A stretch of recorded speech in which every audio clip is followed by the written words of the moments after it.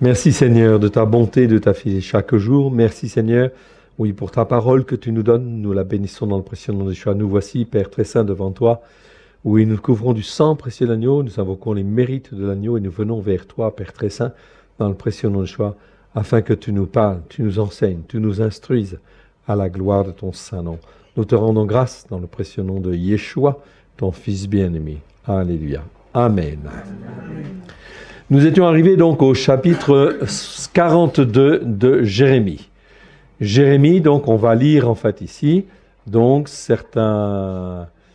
Voilà, on va lire en fin de compte ici du verset 1 au verset 7 déjà. Ou verset 6. Philippe, si tu veux lire, donc tu peux lire là ou tu peux lire en fait sur ta Bible. Et si tu lis là, si les mots en fait en hébreu ne sont pas faciles à lire, tu peux lire en fait en français à côté. Par exemple, Yohanan ici, c'est Joshanan en fait ici. Donc si tu veux lire, mais vous n'êtes pas obligé de lire, vous ne lisez pas ce qu'il y a à l'intérieur, c'est pas la peine. Hein. C'est des commentaires, c'est pas la peine. Ok ? Voilà.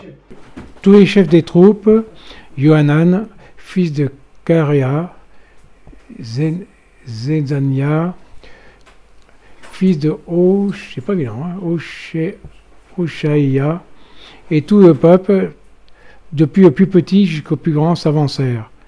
Ils dirent à Yirmeyahu, le prophète, que nos supplications soient favorablement reçues devant toi. Intercède en notre faveur auprès de l'Éternel ton Dieu, en faveur de tous ceux qui restent, car nous étions beaucoup et nous restons un petit nombre, comme les yeux le voient. Et que l'Éternel ton Dieu nous montre le chemin que nous devons suivre et que nous avons à faire. Yirmeyahu, le prophète, leur dit, j'entends, voici, je vais prier l'Éternel, votre Dieu. Selon votre demande, je vous ferai connaître, sans rien vous cacher, tout ce que l'Éternel vous répondra. Et ils dirent à Yirmeyahu, que l'Éternel soit contre nous un témoin de vérité, et fidèle si nous ne faisons pas tout ce que l'Éternel, ton Dieu, te chargera de nous dire. Ce que soit du bien et du mal, nous obéirons à la voix d'Éternel, notre Dieu, vers qui nous t'envoyons, afin que nous soyons heureux, et si nous obéissons à la voix d'Éternel, notre Dieu. C'est bon, ouais, merci bien. On va s'arrêter là, au verset 6. Ok. Donc pour la prononciation, ça se prononce Yohanan. Hein. Donc c'est un prime H, donc c'est comme un chet, donc ça vient du fond de la gorge, et on prononce ça Yohanan normalement. Ok. Quand c'était en fait ici un prime H à la fin, c'est Karéar. Okay. Là, c'est Jézan. Et en fait, on fait comme si on faisait une petite pause. Ok. Yezan Ya. Ok. Yezan Ya. Ici, O, Sha et Ya. Donc en hébreu, on prononce toutes les, les consonnes. Ok. Sinon, vous avez le mot entre parenthèses. En fait, ici, c'est Osé. Ok. Ou Karéar. Ok. Ici. Ok. Donc ça, c'est à titre d'information. Que s'est-il passé dans les chapitres précédents ? Eh bien, nous avons vu en fait Ishmaël, vous vous souvenez ? Ishmaël qui est venu avec en fait ces gens et qui ont tué en fait Guédalia. D'accord ? Ils ont tué Guédalia, et Guédalia qui était qui ? Qui était celui qui avait été choisi par Nebuchadnezzar pour en fait gérer tout le pays, etc. Ok ? Et depuis en fait une quarantaine d'années, qu'est-ce qui se passe ? Il se passe que Jérémie, il enseigne, il prophétise et il dit en fait, vous devez vous rendre aux Babyloniens, etc. D'accord ? Vous ne devez pas résister, vous devez vous rendre. Vous ne devez pas fuir, vous devez vous rendre. Ok ? C'est bien effectivement en fait ce que Jérémie enseigne depuis des années. Repentez-vous, ok ? Parce que si vous ne vous repentez pas, ce sont en fait les Babyloniens qui vont venir et les jugements vont venir. Ok ? Pour en fin de compte ici éliminer en fait, Jérusalem et le temple, en fait, ici. Donc, il prophétise depuis une quarantaine d'années déjà. Ok, on va dire même 40, 41 ans, à peu près. Donc, Ismaël est parti et il a emmené, en fait, plein de personnes. Et Yohanan, en fait, qui faisait partie des gens qui étaient sortis, qui avaient fui, était revenu. Vous vous souvenez ? Donc, il faisait partie des gens qui ne s'étaient pas repentis et ne s'étaient pas rendus aux Babyloniens.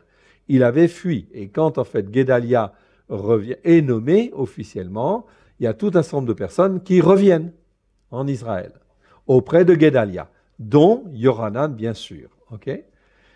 Et en fait ici, Yohanan, il a en fin de compte été recherché. Après, il a couru après Ishmaël et il a récupéré en fait tous les gens que Ishmaël avait emmenés. D'accord? Et il les ramène. Donc il les ramène et puis ils disent en fait ici, ils disent à Yirmeyahu, le prophète, que nos supplications soient favorablement reçues devant toi, intercède en notre faveur auprès de l'Éternel ton Dieu, en faveur de tous ceux qui restent, car nous étions beaucoup, et nous restons un petit nombre, comme tes yeux le voient. Qu'est-ce que ces personnes, en fin de compte, devaient faire là déjà? C'est se repentir. Ok?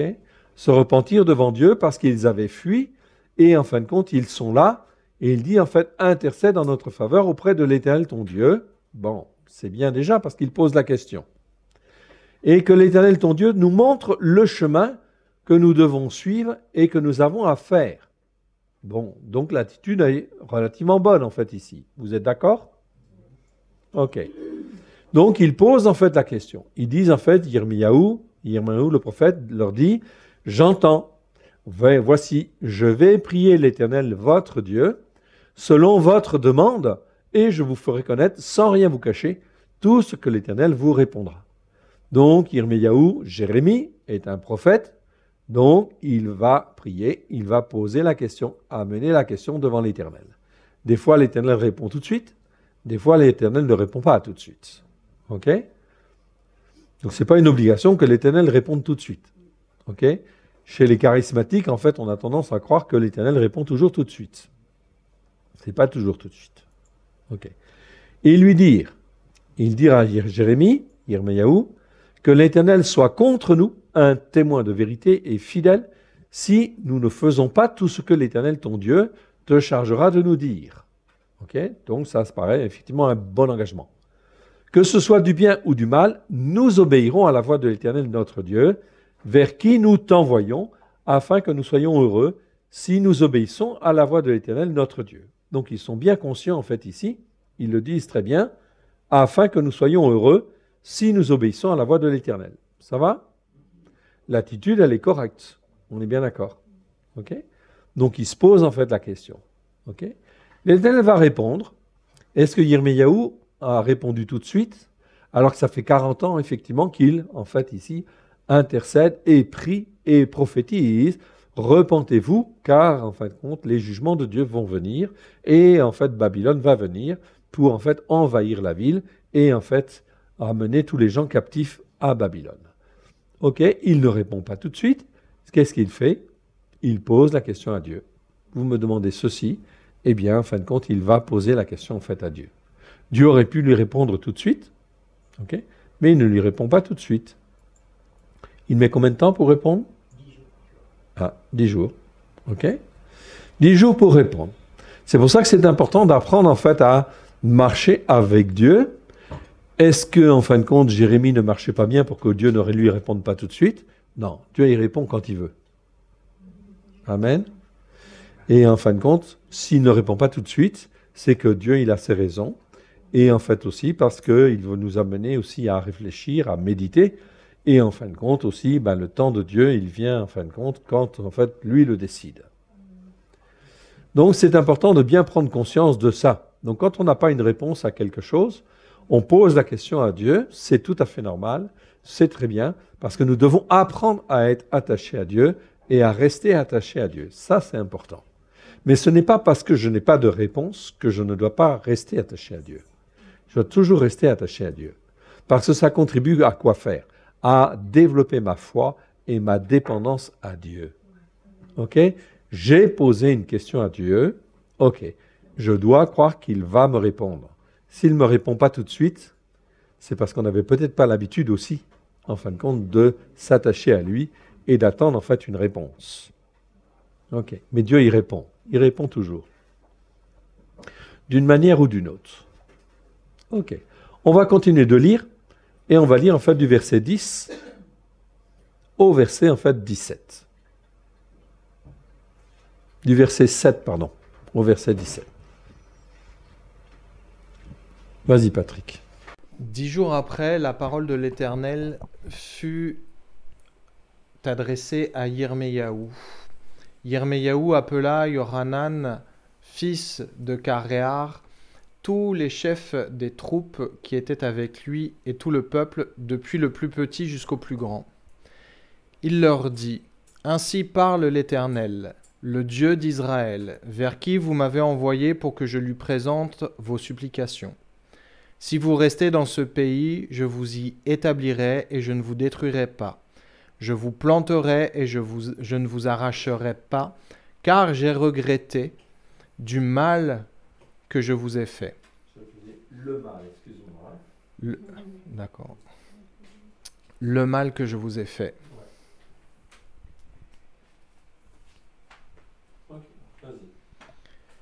Ne craignez pas le roi de Babel, dont vous avez peur.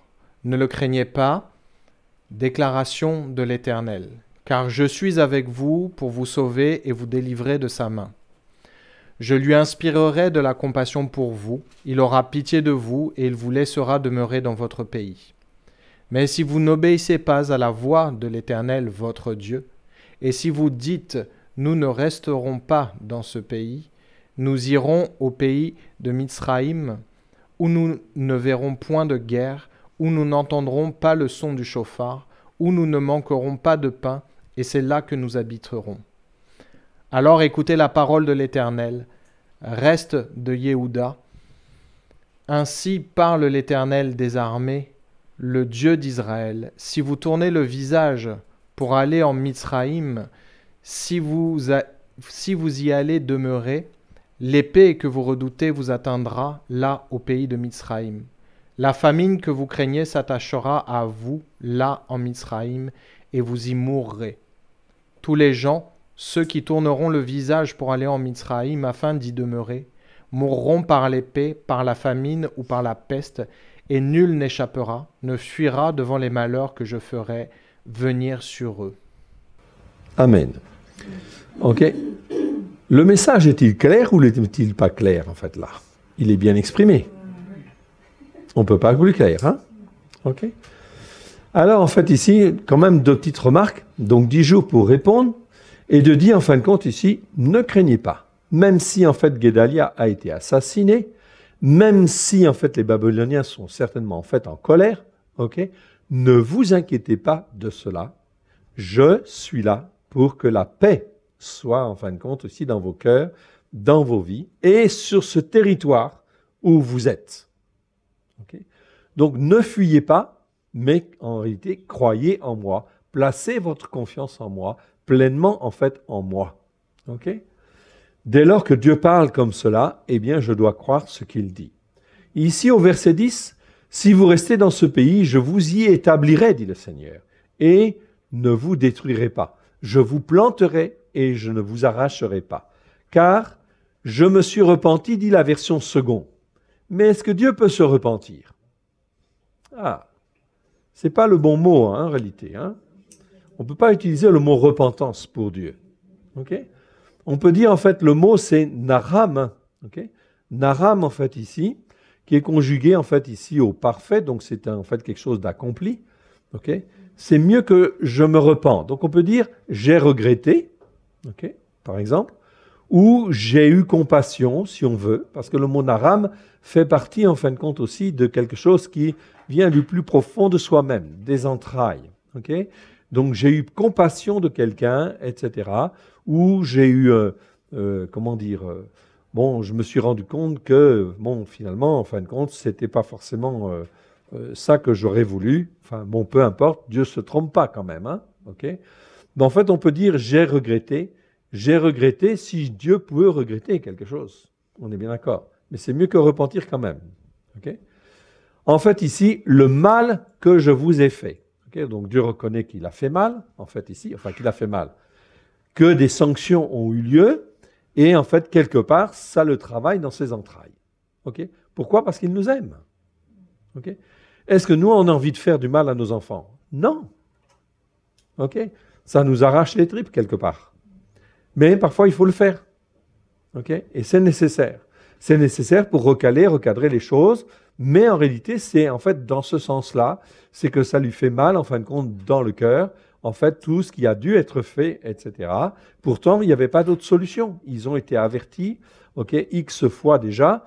Je vous rappelle, plus de 40 ans, Jérémie, en fait, il intercède.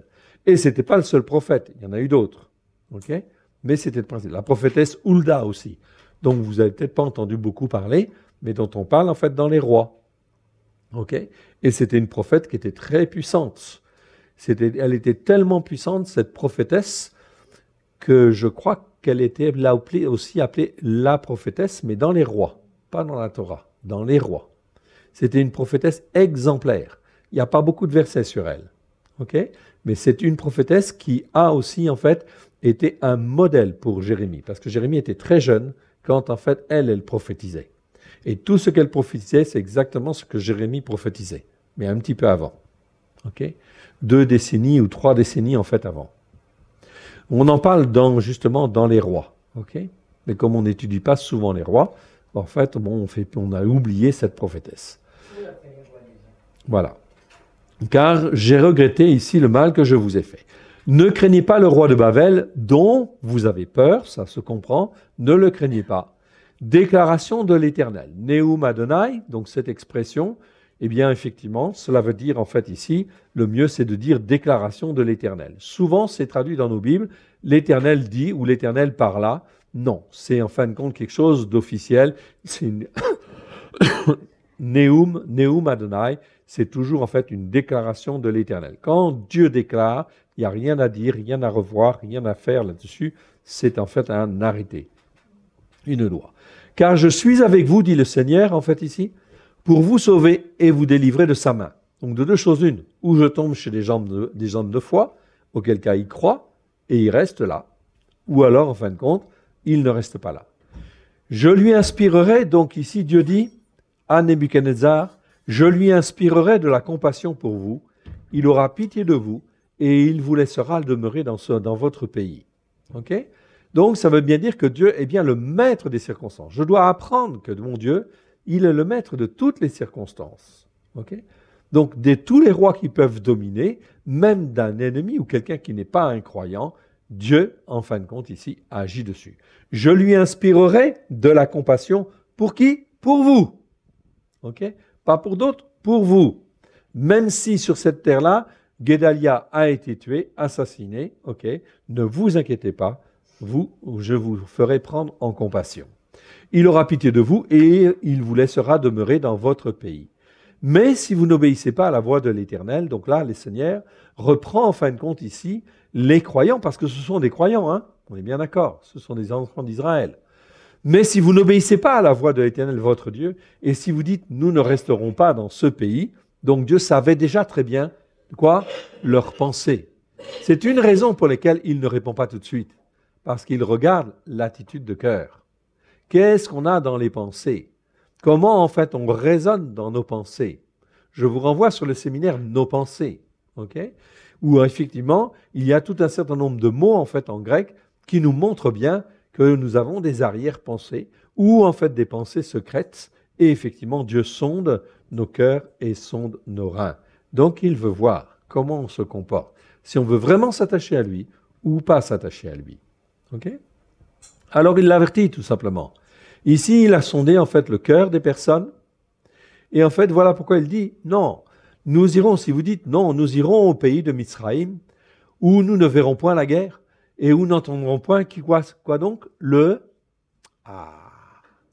son du chauffard. ok ? Ici, avec un vav, ça veut dire que l'écriture, elle est écrite en fait en entier. C'est chauffard en entier, avec le vav. C'est-à-dire en fait la plénitude du chauffard dans tout ce qu'il veut dire, la signification, l'appel à la repentance, etc. Donc nous n'entendrons pas le chauffard, mais ça peut être le chauffard physique, mais le chauffard spirituel aussi. ok ? Chauffard spirituel, c'est parce qu'on sait que Dieu, il nous appelle. Il nous appelle à la repentance, etc. ok ? Évidemment. Donc là, ils ne l'entendent pas. Ou nous ne manquerons pas de pain, et c'est là que nous y habiterons. Comme si, en fin de compte, ils pouvaient fuir quelque part, etc. Et ne pas, en fin de compte, se soumettre à Dieu. Ici, il s'agit bien de soumission et d'obéissance, en fait, à Dieu, quel que soit le contexte. Alors, écoutez la parole de l'Éternel, reste de Yehuda, Ainsi parle l'Éternel des armées, le Dieu d'Israël. Si vous tournez le visage pour aller en Mitsraïm, en Égypte, si vous y allez demeurer, l'épée que vous redoutez vous atteindra là au pays de Mitsraïm. La famine que vous craignez s'attachera à vous là en Mitsraïm, et vous y mourrez. Tous les gens, ceux qui tourneront le visage pour aller en Mitsraïm, afin d'y demeurer, mourront par l'épée, par la famine ou par la peste. Et nul n'échappera, ne fuira, devant les malheurs que je ferai venir sur eux. Amen. C'est clair. Ok? Donc, il faut bien décortiquer. On lit souvent très vite, mais c'est important de ne pas aller trop vite. Pourquoi? Parce que ça nous apprend à connaître notre Dieu. Et quand j'apprends à connaître mon Dieu, j'apprends à lui faire confiance, quelles que soient les circonstances. Ok? La suite, voyons-la. Je passe le texte hébreu. Et on va lire versets 18 à 22. Allons-y pour 18 à 22. Car ainsi parle l'Éternel des armées, le Dieu d'Israël. De même que ma colère et ma fureur se sont répandues sur les habitants de Yerushalayim, de même ma fureur se répandra sur vous. Si vous allez en Mitsraïm, vous serez livrés à l'exécration, à l'épouvante, à la malédiction et à l'opprobre, et vous ne verrez plus ce lieu. Reste de Yehuda.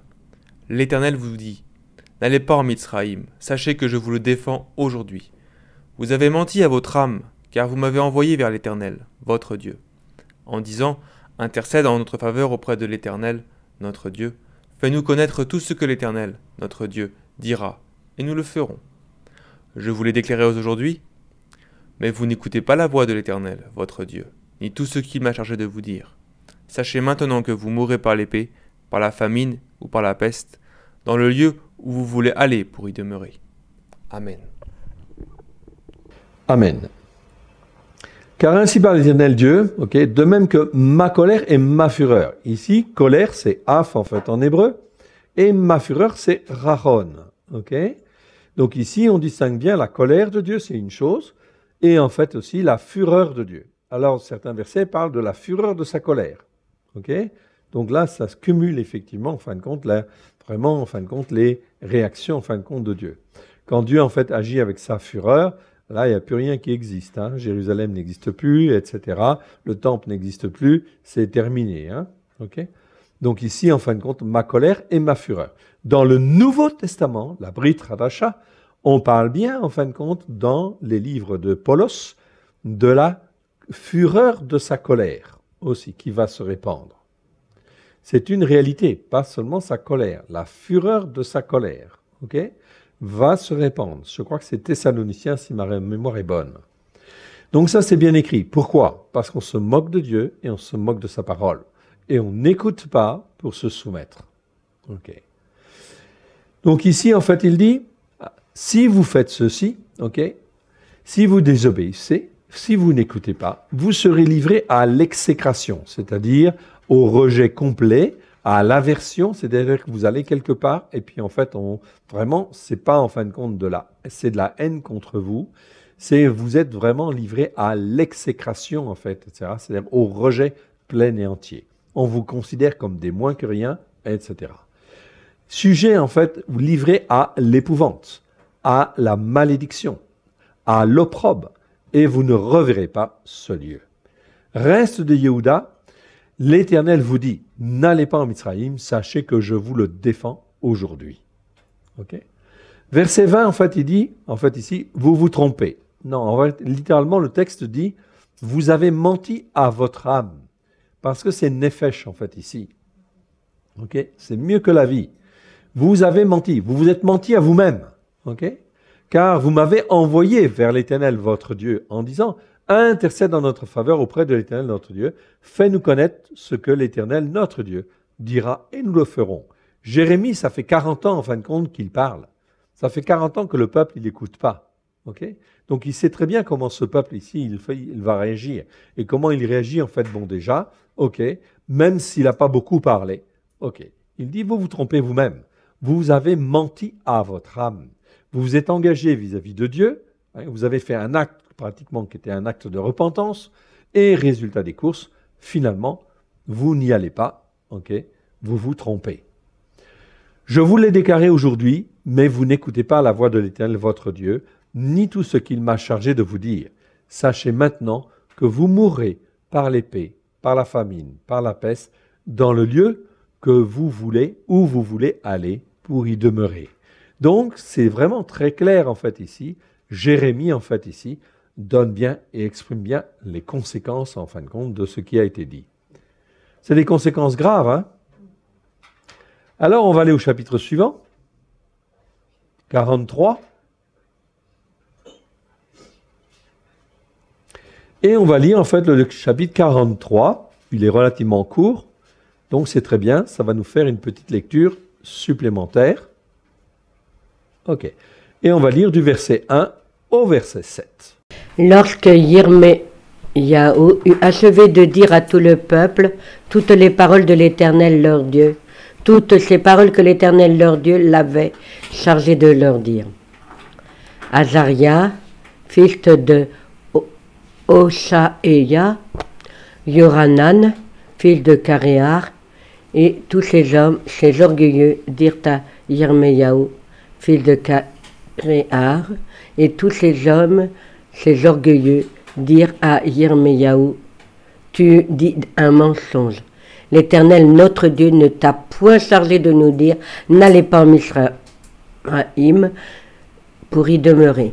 Mais c'est Barour, fils de Nériya, qui t'excite contre nous, afin de nous livrer entre les mains de Kaldim, pour qu'il nous fasse mourir ou nous emmène captifs à Babel. Yoranan, fils de Karéar, tous les chefs des troupes et tout le peuple n'obéirent point à la voix de l'Éternel qui leur ordonnait de rester dans le pays de Yehuda. Yoranan, fils de Karéa, tous les chefs des troupes et tout le peuple n'obéirent point à la voix de l'Éternel qui leur ordonnait de rester dans le pays de Yehuda. Pardon, je l'ai dit deux fois. Et Yoranan, fils de Karéa, et tous les chefs des troupes prirent tous les restes de Yehuda qui avaient, après avoir été dispersés parmi toutes les nations, étaient revenus pour habiter le pays de Yehuda. Là, j'ai perdu là. Ah, ces hommes faits,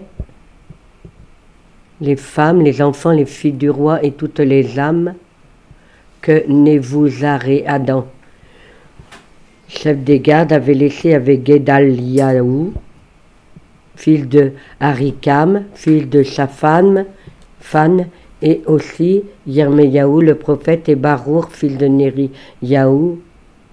Ils allèrent au pays de Misraïm, car ils n'obéirent pas à la voix de l'Éternel. Ils arrivèrent à Tarpanès. La parole de l'Éternel fut adressée à Yirmiyahu à Tarpanès et en ces mots. Merci. On va s'arrêter là, au verset 7. C'est bien. Alors ici, qu'est-ce que nous voyons dans ce chapitre? Eh bien, nous voyons tout simplement qu'ils n'écoutent pas. Okay? Ils n'écoutent pas. Ils vont consulter en fait Jérémie, qui est un grand prophète, et en fin de compte, ils attendent la réponse, 10 jours, et en fait la réponse, elle vient, elle est très claire, bien exprimée, et en fin de compte, au lieu de l'accueillir et de l'accepter, pourtant ils avaient dit que ce soit en bien, que ce soit en mal, nous écouterons.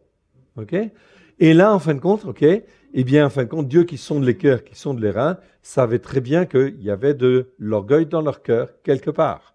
C'est pour ça qu'en fait ici, il est dit, que ici tous ces hommes-là, bien sûr, tous ces hommes-là, ces orgueilleux, donc le Saint-Esprit les appelle des orgueilleux en fait ici. Est-ce qu'ils ont été fanfaronnés tout? Non.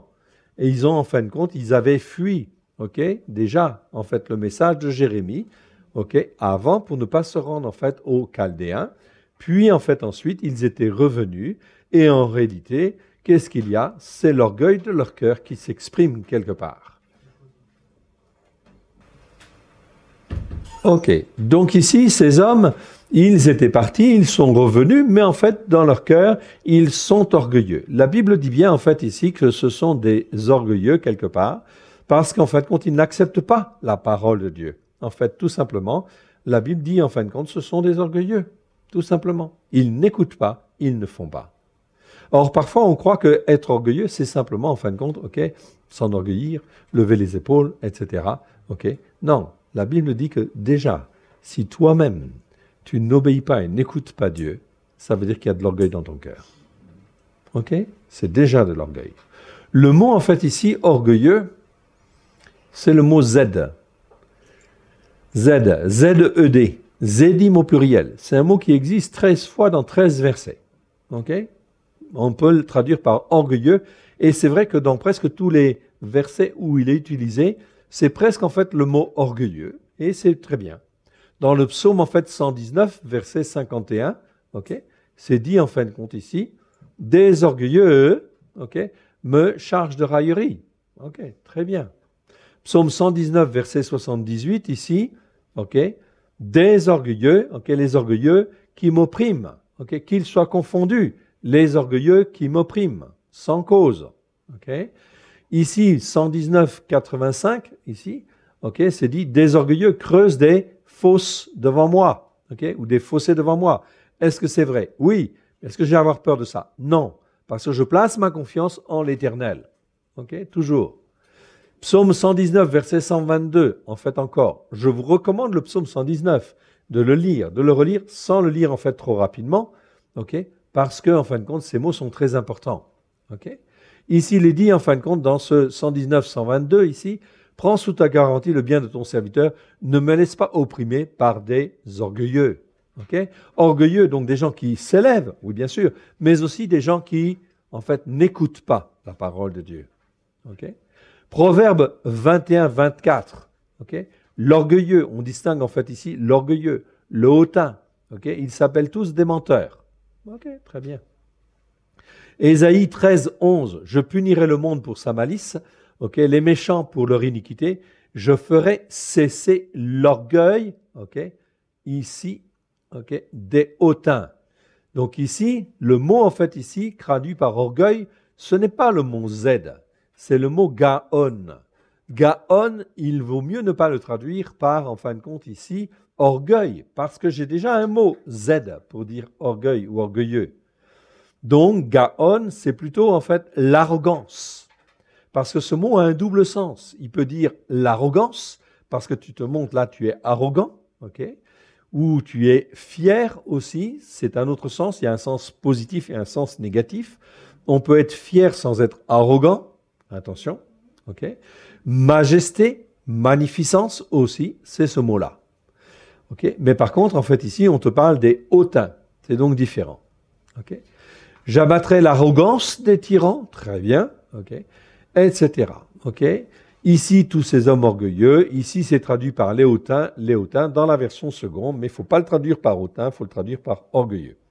Bref, ce mot Zedim, nous parle bien, en fin de compte, d'orgueil. D'orgueil dans le cœur, c'est le premier niveau en fait ici. Donc ces orgueilleux, le Saint-Esprit dit, ce sont là, ils n'écoutent pas, ils ne veulent pas obéir, ce sont des orgueilleux. Que se passe-t-il avec les orgueilleux et ceux qui, en fin de compte, n'ont pas l'amour de la Torah pour aimer Dieu, s'attacher à Dieu? Dieu dit qu'il leur envoie une puissance d'égarement ou une force d'égarement. Regardez ce qui se voit là. Ce sont des orgueilleux, ils ne veulent pas écouter. Alors en fin de compte, ok, ils disent quoi? Tu dis un mensonge, ok? Dieu lui-même ne t'a pas chargé de nous dire, n'allez pas en Israël pour y demeurer. Mais c'est Baruch, fils de Néria, ok? Qui t'excite contre nous. En fait, c'était qui Baruch? C'était le secrétaire de Jérémie.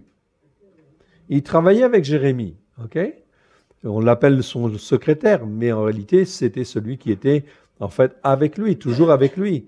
C'est lui qui a écrit en fait le livre de Jérémie, sous la dictée de Jérémie. Okay? C'est lui qui l'a lu devant, en fin de compte, le roi Joachim, etc. Okay? Parce que Jérémie était occupé quelque part. Il dit à Baruch, prends le livre et va le lire en fait devant le roi, en fait, ici, de Juda. Okay? Et en fait, il était tellement furieux, le roi, qu'il a pris le livre, il l'a déchiré avec un couteau, tout ça, et il l'a jeté en fait au feu. Ok? Donc ici, être prophète dans ces temps-là, c'est pas effectivement une facile, hein? Ok? Il faut pas avoir peur, il faut être attaché en fait à Dieu et faire ce que Dieu demande, là où il veut. Ici, en fait, c'est Baruch, fils de Néria, ok, qui t'excite, disent-ils, afin de nous livrer entre les Kasdim, ok, pour qu'ils nous fassent mourir et nous amènent captifs à Babel.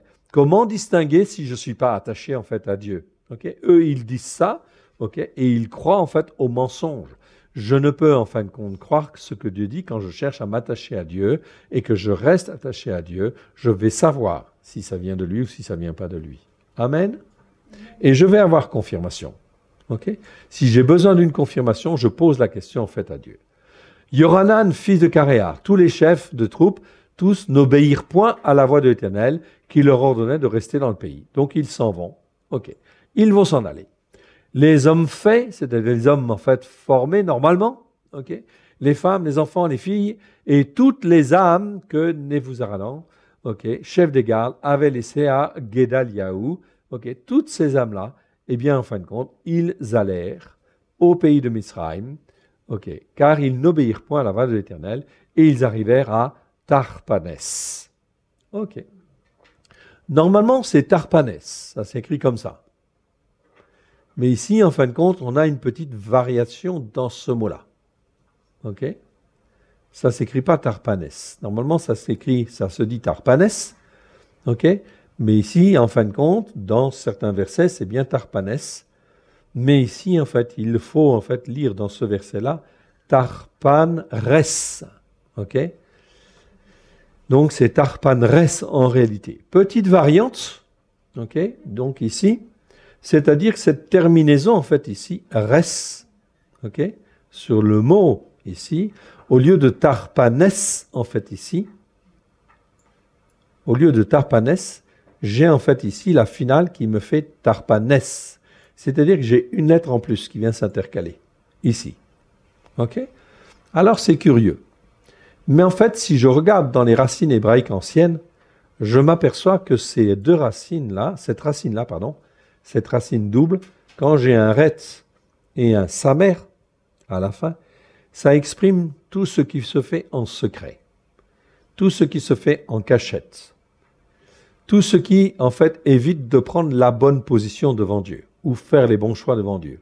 C'est comme une fuite devant les responsabilités et l'insoumission, en fait, à Dieu. Amen.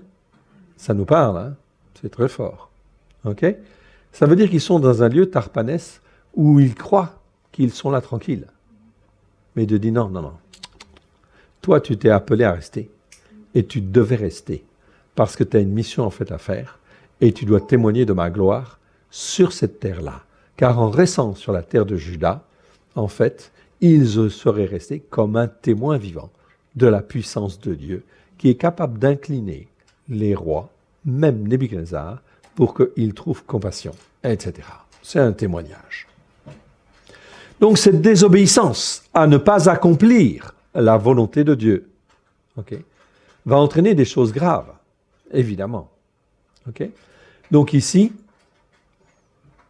Dieu va réagir et il va dire en fait la parole de l'Éternel fut adressée à Yirmeyahu. Je rappelle en fait ici, fut adressée ici et on avait vu en fait ici, c'était au chapitre précédent, peu importe. Ok. C'est jamais en fait fut adressé. Hein? Okay? La parole de l'Éternel fut adressée à Jérémie. Ok, ça c'est jamais ça. Donc on va aller voir, on va aller découvrir le verset en fait 8 de ce chapitre. Ok, verset 8. Ok. Alors qu'est-ce que l'on voit en fait ici? Vayehi daber Adonai el Yirmeyahu. Ok. Ok. Donc ça veut dire quoi? Il n'y a jamais le mot s'adresser là-dedans. Ok. C'est la parole de Dieu qui est avec Jérémie, pour lui dire, tout simplement. C'est jamais fut adressé. Les mots fut adressé, c'est rajouté. Ok? Alors, qui est la parole de Dieu? Yeshua.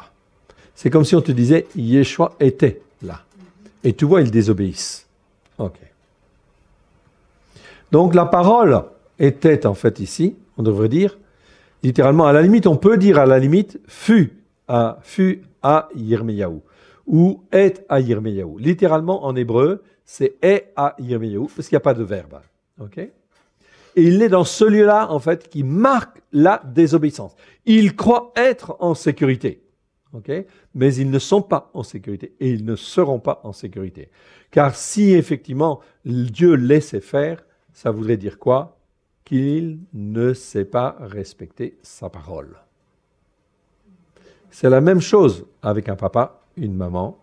Leur parole dans la bouche d'un enfant doit être respectée. Si elle n'est pas respectée, alors comment voulez-vous apprendre aux enfants ou aux hommes ou aux femmes à respecter ce que Dieu dit? Quand Dieu dit, la chose, elle arrive. Amen. Et la chose, elle doit être faite, comme ça a été dit, pas autrement. Donc ici, il va dire, ok, on va lire, donc verset en fait 8 à verset 13. C'est à qui de lire? Vas-y.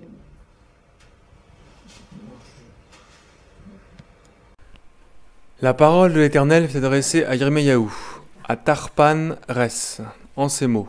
Prends dans ta main de grandes pierres et cache-les, en présence des Juifs, dans l'argile du four à briques qui est à l'entrée de la maison de Pharaon à Tarpan-Res. Et tu diras aux Juifs, ainsi parle l'Éternel des armées, le Dieu d'Israël. Voici, j'enverrai chercher Nebuchadnezzar, roi de Babel, mon serviteur, et je placerai son trône sur ces pierres que j'ai cachées, et il étendra son pavillon royal sur elles. Il viendra et frappera le pays de Mitzraïm à la mort, ceux qui sont pour la mort, à la captivité, ceux qui sont pour la captivité, à l'épée, ceux qui sont pour l'épée. Je ferai mettre le feu aux maisons des dieux de Mitzraïm. Nebuchadnezzar les brûlera et l'emmènera en captivité.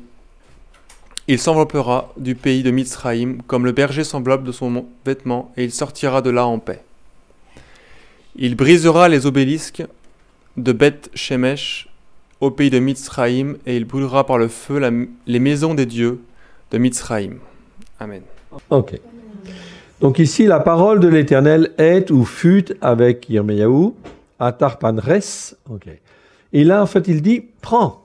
Ok, toi, Jérémie, puisque tu as été emmené de force. Jérémie, il ne voulait pas y aller, mais il n'avait pas le choix. Donc, il a été emmené de force. Donc, les gens, en fin de compte, qui l'ont emmené, en fait, là, pensaient que, puisqu'il a emmené, en fait, Jérémie, il ne leur arriverait rien. Ok? Et donc, en fait, Dieu se sert de Jérémie, en fait, là-bas, et effectivement, en fait, il lui fait dire, prends dans ta main de grandes pierres, et cache-les, mais en présence des Juifs même, okay?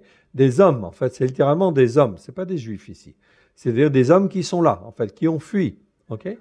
Et en fait, mets-les en fin de compte dans le mellet du four à briques, c'est-à-dire dans la terre, l'argile, le fond, okay? Tu les enfouis même, okay? Pour que personne ne les voie, mais qu'elles soient là et que tout le monde sache qu'elles sont là. Okay? Parce que ça va servir de témoignage. Qui est à l'entrée de la maison de Pharaon à Tarpan-Res. Et tu diras aux Juifs, ainsi parle l'Éternel des armées, le Dieu d'Israël, voici, j'enverrai chercher Nebuchadnezzar. Okay? C'est bien, non pas Nebuchadnezzar ici, c'est bien ici, en fin de compte, ici, un Resh, c'est-à-dire, en fait, ici, Nebuchadnezzar. C'est-à-dire toute la puissance de Nebuchadnezzar, non seulement sa puissance physique, mais sa puissance occulte aussi. Okay? Tout ce qui est derrière. Okay? Je vous rappelle, Nebuchadnezzar, il est orthographié de deux manières dans Jérémie. Okay? Une trentaine de fois, Nebuchadnezzar, et d'autres fois, Nebuchadnezzar. Quand c'est Reza, c'est avec la puissance occulte, okay? Dans le but de détruire. Donc ici, Nebuchadnezzar, roi de Babylone, okay, mon serviteur. Donc Dieu l'appelle mon serviteur ici. Hein? Donc c'est à noter quand même. Et je placerai son trône sur ces pierres que j'ai cachées. Et il établira non pas son tapis, c'est chafour, c'est un mot spécial. Et tous les Juifs disent en fin de compte, c'est la tente royale, c'est la tente éclatante de Nebuchadnezzar qui sera là. Okay? Pour montrer qu'elle viendra s'installer, elle s'installera à la place de ce four, il va être rasé et en fin de compte, la tente du roi sera installée à la place. Amen. Justement sur ce lieu-là. Il viendra et frappera le pays de Mitzraïm, à la mort ceux qui sont pour la mort, à la captivité ceux qui sont pour la captivité, à l'épée ceux qui sont pour l'épée. Donc ça fait partie des jugements en fin de compte de Dieu à cause de la désobéissance et de l'insoumission aux paroles de Dieu. Je ferai mettre le feu aux maisons des dieux de Mizraïm. Nebuchadnezzar, ici en fait il est en italique parce que dans le texte en fait en hébreu il n'existe pas, mais pour la compréhension du texte on peut le rajouter. Nebuchadnezzar les brûlera, il emmènera en captivité. Donc tous les gens qui seront là, il les emmènera en captivité. Pas les idoles. Dans nos textes c'est marqué en fait il emmènera captifs les idoles. Le mot idole il n'existe pas en fait, il n'existe pas dans le texte.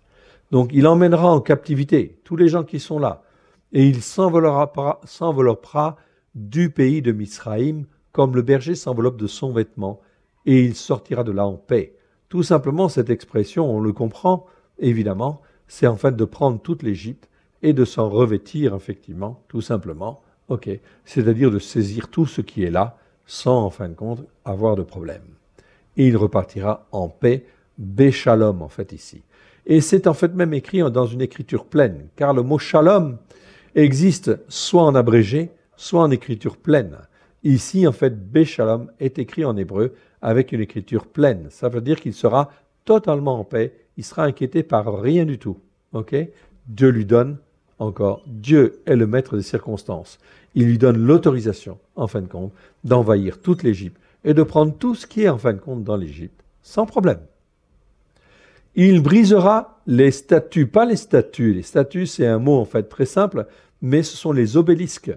Les obélisques, c'est-à-dire tout ce qui est monument de commémoration, etc. Ou tout ce qui est grandiose, symbole en fin de compte ici de la grandeur de l'Égypte. Et vous voyez bien que l'Égypte, en fait, elle a non pas des statues, mais des obélisques. Eh bien, toutes ces obélisques-là seront en fin de compte cassés. Dans toutes les traductions juives, on met obélisque. On traduit ce mot par obélisque, et non pas simplement statue. Mais le mot veut dire aussi statue, c'est le cas. Mais ici, à Beth Shemesh, je vous rappelle, en fait, ici, Beth Shemesh, ça veut dire quoi? Beth, c'est la maison, et Shemesh, c'est le soleil. Donc, c'était une ville, bien sûr, en Israël, en Égypte, qui s'appelait Beth Shemesh, qui s'appelait en fait la maison du soleil, ou le temple du soleil. Donc, il brisera les obélisques de Beth Shemesh au pays de Mizraïm, et il brûlera par le feu les maisons des dieux de Mizraïm. Oui, bien sûr.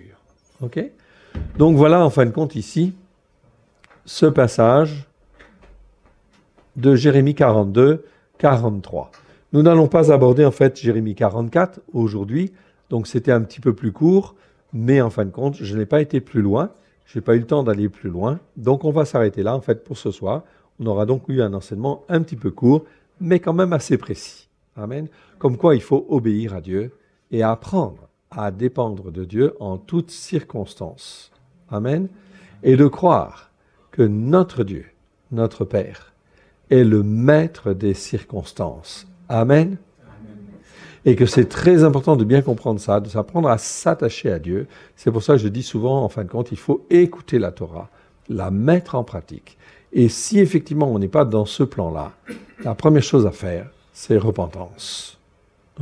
Pardon Seigneur pour ce que je n'ai pas compris. Pardon Seigneur pour mon attitude. Certainement, en fin de compte, que dans ma tête, dans mon cœur, il y a peut-être de l'orgueil quelque part qui me fait croire que je n'ai pas péché ou je n'ai pas fait ceci, etc. Mais Dieu est un Dieu juste et Dieu veut notre bénédiction. Voilà pourquoi, en fin de compte, il nous appelle et il nous interpelle en fait là-dessus.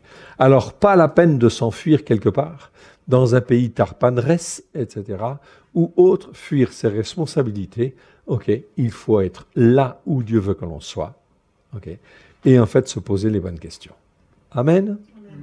On va remercier le Seigneur. Seigneur, nous te rendons grâce dans le précieux nom d'Yeshua. Merci Seigneur pour cet enseignement ce soir. Nous te rendons grâce, tu es notre Dieu. Et c'est à toi que nous voulons nous attacher maintenant et à jamais au travers de Christ Yeshua. Et nous voulons te demander pardon. Pardon pour la dureté de nos oreilles. Pardon pour la dureté de notre cœur.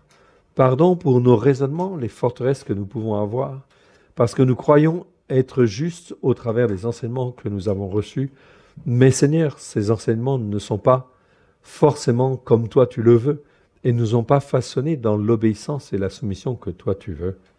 Aussi, nous couvrons du sang précieux de l'agneau, nous invoquons les mérites de l'agneau sur chacun de nous et nous venons vers toi, Père très saint, afin que tu nous touches les uns et les autres et que tu nous renouvelles à la gloire de ton saint nom.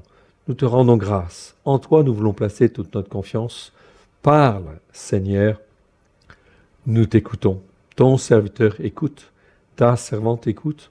Parle, Seigneur, à chacun de nos cœurs. Et je veux aussi te dire, Seigneur, que pour tous ceux qui le veulent, ici présents, nous appelons, Seigneur, tes jugements sur chacun de nous, afin que tu nous touches, que par ton esprit, tu nous révèles ce qui ne va pas devant toi, afin que tu nous touches les uns et les autres, que tu nous montres, Seigneur, comment nous devons faire et ce que nous devons faire. Et comme il a été dit ce soir, que ce soit bien ou que ce soit mal, parle, Seigneur, car nous avons besoin d'avancer, nous avons besoin de grandir, et nous voulons grandir au travers de toi, Seigneur, et de Christ Yeshua, ton Fils bien-aimé, à la gloire de ton saint nom. Et en aucune manière, nous ne voulons aller dans un lieu qui s'appellerait Tarpanres, qui serait un lieu où on croirait être en liberté.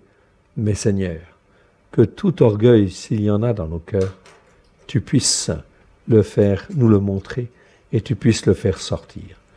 Saint-Esprit, sonde nos cœurs, sonde nos reins, remets-nous sur la voie de l'éternité, à la gloire de Dieu le Père, au travers de Christ Yeshua.